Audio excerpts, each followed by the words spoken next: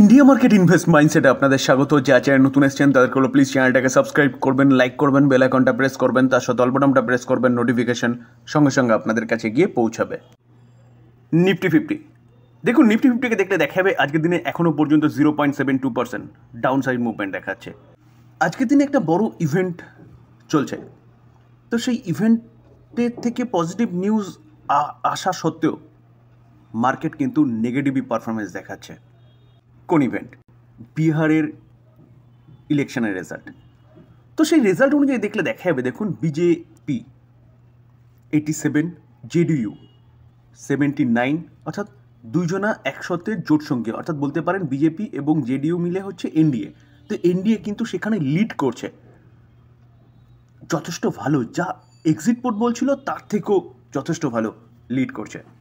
তো সেই জায়গায় দাঁড়িয়ে এটা তো সেলিব্রেট করার কথা ছিল মার্কেটের, কিন্তু তাও মার্কেট নেগেটিভে চলছে। তো এরকমটা হওয়ার পিছনে কারণ কি? স্যার, এর কারণ যদি খুঁজতে হয় তাহলে আমাদের ওয়ার্ল্ড মার্কেটকে দেখতে হবে। দেখলে দেখা যাবে, দেখুন ডাউ 1.65% নেগেটিভ মুভমেন্ট দেখিয়েছে গতকাল।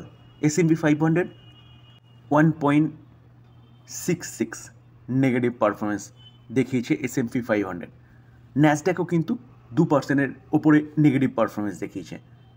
শুধু স্যার ডাউন নয়, তার সাথে ইউরোপের মার্কেটগুলোকেও দেখলে, যেরকম জার্মানির মার্কেটকে দেখলে দেখা যাবে 1.39%, ইউকের মার্কেট 1%-এর ওপরে। শুধু ফ্রান্সের মার্কেট সামান্য নেগেটিভ পারফরমেন্স দেখিয়েছে। শুধু ইউরোপের মার্কেট নয়, তার সাথে যদি আমরা দেখি তাহলে দেখলে দেখা যাবে যে আমাদের এশিয়ার মার্কেট নিকি 2.2%, প্রায় 1.5%-এর কাছাকাছি অস্ট্রেলিয়ার মার্কেট, এবং চাইনার মার্কেটও কোনোটা 1%, কোনোটা 2.5%, কোনোটা 1.5% মতো নেগেটিভ মুভমেন্ট দেখাচ্ছে। তো কেন এরকম হচ্ছে?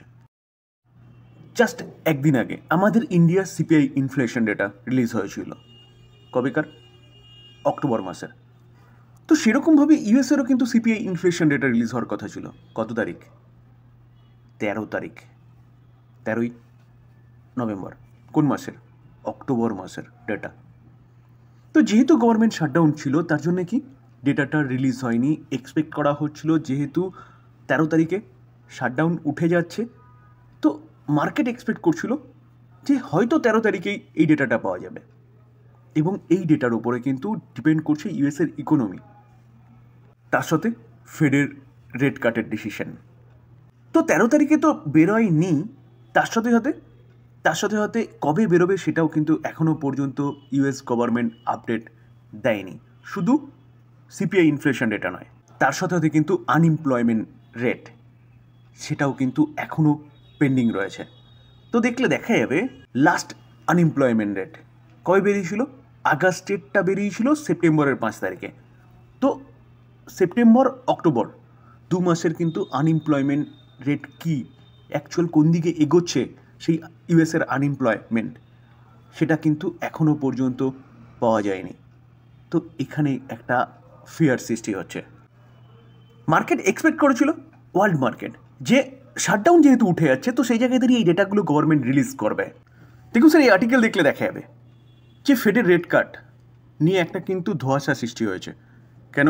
ঠিকঠাক ডেটা রিলিজ হচ্ছে না, এবং তার পাশাপাশি ফেডের চেয়ারপারসন রেট কাট নিয়ে কিন্তু বলতে পারেন যে পজ টাইপের ডিসিশন নেওয়া ছিল লাস্ট এফওএমসির মিটিংয়ে।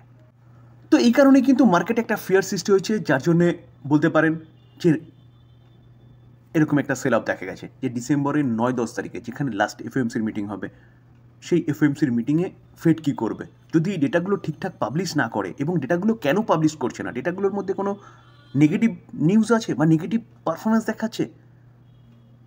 তো এই সবকে কেন্দ্র করে কিন্তু একটা ব্যাপক বড় সেল আপ দেখা গেছে ইউএসের মার্কেটে, যেটা ক্যারি ফরওয়ার্ড হচ্ছে ওয়ার্ল্ড মার্কেটে, তার পাশাপাশি ইন্ডিয়ান মার্কেটে বা এশিয়ান মার্কেটে। তো এই কারণে ভালো নিউজ থাকা সত্ত্বেও আমাদের মার্কেট নেগেটিভ পারফরমেন্স দেখাচ্ছে আজকের দিনে। দেখুন, দেখলে দেখাবে 0.28% নেগেটিভ পারফরমেন্স দেখাচ্ছে, যদিও বা এনডিএ বিহারে সরকার গঠন করতে চলেছে। এই হচ্ছে মূল কারণ মার্কেট নেগেটিভ পারফরমেন্স দেখানোর পিছনে।